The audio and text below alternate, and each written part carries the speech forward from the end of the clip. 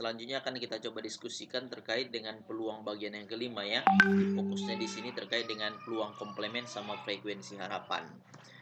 Oke, ini tujuan pembelajaran seperti yang sebelumnya bisa kalian baca ya. Kemudian ini juga peta konsepnya. Jadi sekarang kita di apa namanya komplement di sini ya. Nah, selanjutnya nanti ke bawah ini akan kita coba diskusikan. Oke, jadi pertama terkait dengan peluang komplement ini sebenarnya kira-kira seperti ini ya. Misalkan S sebuah himpunan bilangan asli yang kurang dari 7 dan A adalah kejadian munculnya angka kelipatan 3 pada suatu percobaan ya, di mana percobaan itu pelemparan sebuah kubus berangka. Anggota-anggota kejadiannya si A yaitu 3 dan 6 gitu ya. Komplement dari kejadian definisikan sebagai kejadian tidak terjadinya A ya kan, atau kejadian bukan A. Jadi komplement itu bukan kejadian dari si A gitu ya. Atau ditulis A pangkat C atau A komplement C misalkan gitu ya.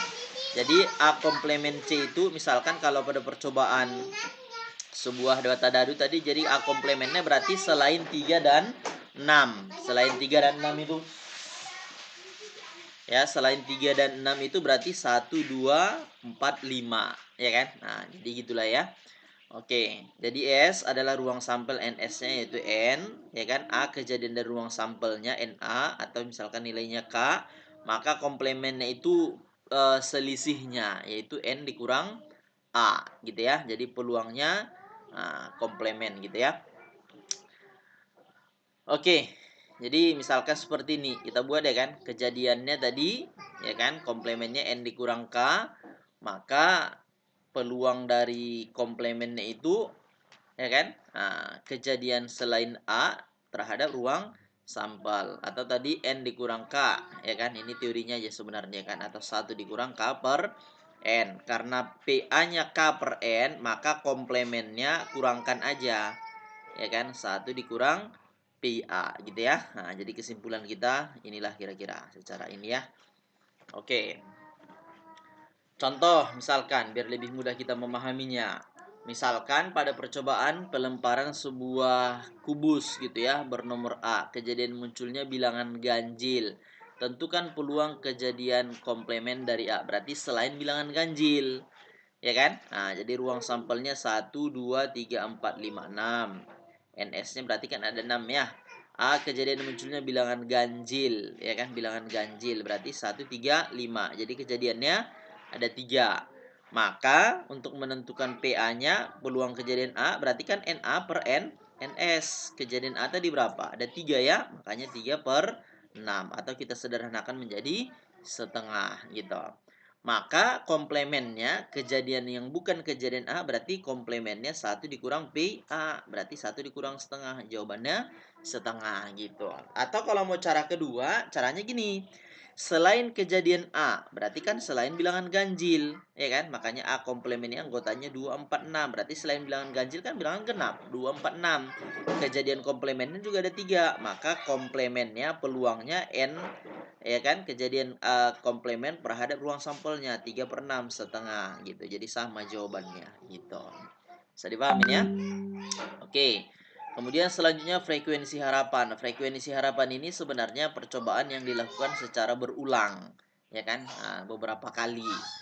Nah, misalkan ya kan ruang sampelnya kejadian NA, ya kan? Nah, makanya dilakukan percobaan sebanyak N kali, maka frekuensi harapannya adalah banyaknya percobaan ya kan dikali peluangnya. Ini peluangnya, ini banyaknya percobaan gitu.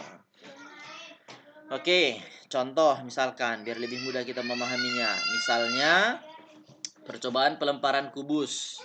Ya kan? Kubus itu kan beranggotakan 1, 2, 3, 4, 5, 6 ya. Nah, di mana percobaan ini dilakukan sebanyak 300 kali. Pertanyaannya berapakah frekuensi harapan munculnya angka 4, ya kan? Bagian B munculnya bilangan prima. Jadi dari sini bisa kita jawab.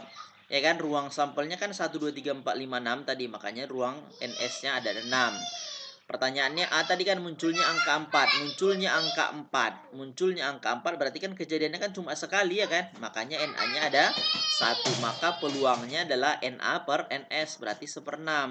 Maka frekuensi harapannya adalah peluangnya dikali banyaknya percobaan. Tadi kan banyaknya percobaan sebanyak 300 300 kali. Makanya frekuensi harapan sama dengan peluangnya dikalikan dengan banyaknya percobaan, dikali N. Ya kan, ini peluangnya 1/6 dilakukan sebanyak 300 kali. Makanya jawabannya 50 kalilah frekuensi harapan munculnya angka 4. Gitu. Kemudian bagian B-nya munculnya bilangan prima. Munculnya bilangan prima berarti 2, 3, 5. Berarti ada 3. Ya kan? Maka peluangnya adalah NB per NS 3/6. Berarti setengah. Maka frekuensi harapannya adalah peluangnya dikalikan dengan banyaknya percobaan. Jadi 150 kali lah berarti.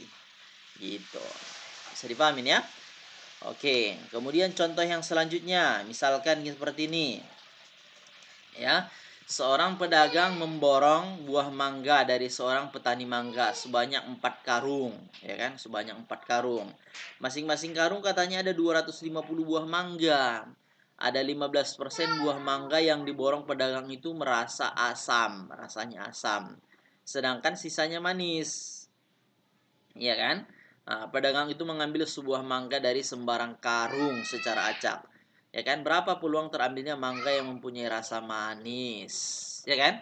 Oke, berarti kan banyaknya mangga tadi kan ada 4 karung. Satu karung 250, makanya ada 1000 buah berarti mangganya ya kan? Nah, masam katanya 15%, ya kan? Atau 0,15. Maka peluang manis adalah 1 dikurang indiu, ya kan? 0,85 atau 85%, atau bisa juga kita buat 85 per 100. Itulah peluang yang berasa manis. Gitu ya. Kemudian pertanyaan bagian kedua, ada berapa buah mangga yang berasa manis dari sejumlah mangga yang diborong pedagang itu? Berarti kan kalau manis tadi ada 85%, berarti 85% dikali 1000, berarti ada 850 buah yang berasa manis. Kalau ditanya berapa peluang berasa masam, berarti ya kan, 15% dari 1000, ya kan? Kalau ditanya masam. Berarti 15 per 100 dikali 1000 gitu ya.